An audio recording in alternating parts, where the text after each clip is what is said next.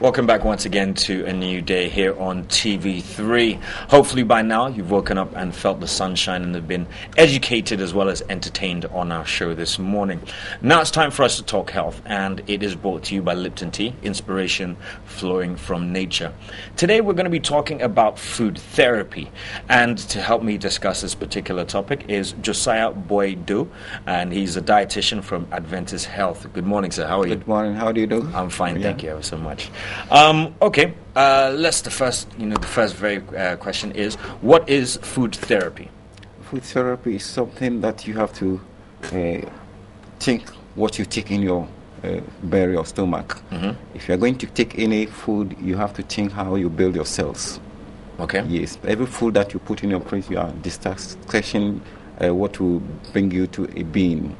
Yes, you have to eat sensibly. For instance, basically not just putting anything no, in your mouth. Not at all. Before you take your food, you have to think of having all the balances of food.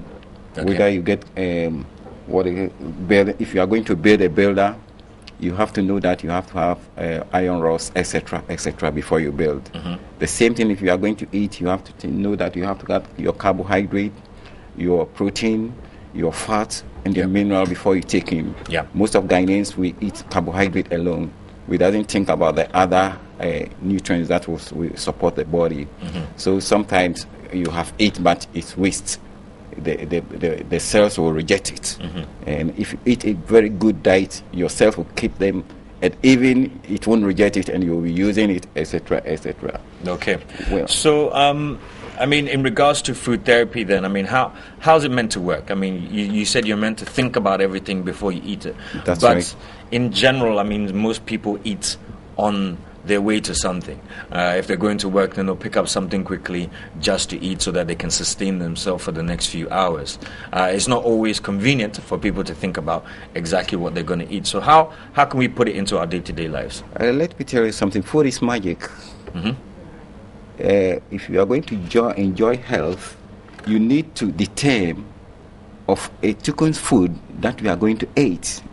For instance, if you wake up in the morning, what sort of food you have to eat? Let us put it this way. If someone is ill, mm-hmm. what food do you think we have to give that person? Sometimes you think we give him porridge. But porridge is not for someone who is ill. It's for someone who is healthy. Okay. So the what person who would you is give them? ill, you have to give him different type of food, so that the cells will get what they want to repair the damage within the person. Okay. Yes, for instance, somebody is suffering from malaria. We have so many types of malaria, but we call it malaria. Mm-hmm. We have the malaria parasite, etc., etc. What do you think is better for the person to take in? So you tell us, what would you give to somebody with malaria? Yes, first and foremost, if someone is ill, you have to go to a medical doctor Mm-hmm. and know the type of sickness or disease that is bothering you before you take in food. Another thing here is no pill or no medicine cures.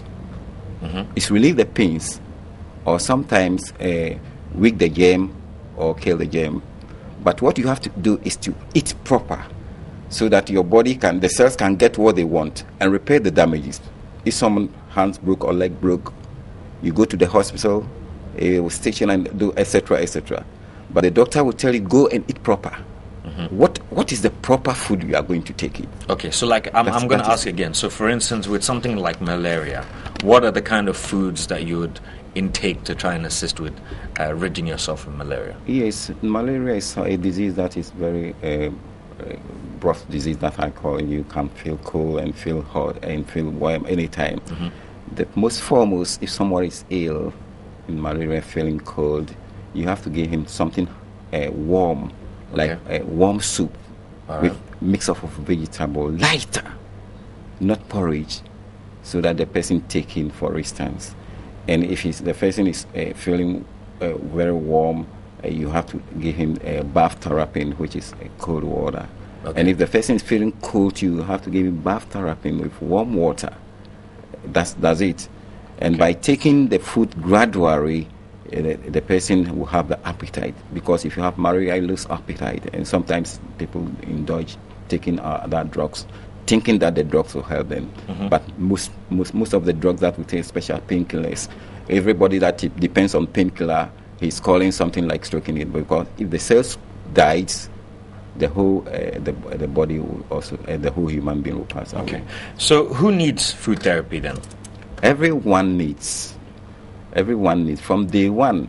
Everyone who, if you are born in this planet Earth, you have to build your cells to grow more. The moment you have taken every food, or you put a food on table, you have to think that you are making a decision, either to live long or to live short. Okay. Now, there's talks of differences between being a dietitian and being a food therapist or nutritionist. Yeah. What's the difference? The difference, dietitians, we deal with, we talk about what the cells needs. Mm-hmm. The nutritionist tells us what to take in for what will help us, but we talk about what the cells needs. The cells needs something to function the whole body. We have the cells in the whole body. All cells work within every. As we are speaking, there are cells that help us to talk, help us to see the body. The broad cells, everything. The cells works in the whole body. It's like a military camp. You see, every army have to work in a taken place. There is a cells that work in our brain, conscience, mind, etc., etc. If it doesn't fill them well, sometimes you get a problem there. That is why we have to feed them accurate so that they can function properly. All right. And just to wrap things up, I mean, in regards to prescribing of foods, does a food therapist have to be licensed? Do they have to be qualified in order to be able to prescribe the types of food that you need? Yes, they have to be licensed. They have because. For instance, if you are going to prescribe protein food, you can say that bean, milk, egg, fish, and meat. But what sort of meat are the person going to take? There are so many meat in the market that are contemplated. It's not good for human consumption. If you take in, you vomit or you just run in, means that the cells are in money, they hate it. And how to stop it is another problem. Then you have to attend the hospital. But if you are going to take protein and you take beans, for instance, and good fish or good meat. If I say good meat, not just one in the carcass one, no. If you want to eat a good meat, you have to even take care of your stock yourself and then make sure that they are healthy before you take it, because there are so many diseases in meat particularly. Yes. So for instance, if you have your protein, you have your fat, you have your carbohydrate, and you have your minerals, then we are giving your cells very good feeding food. Okay. We will come on it one day, prescribing a special food that everybody have to be taking in. There is something that everyone have to be taking in every day, which is a part of vegetables. Yes, very, very good. And if we come to it, maybe one day we'll demonstrate it and cook it here. No problem.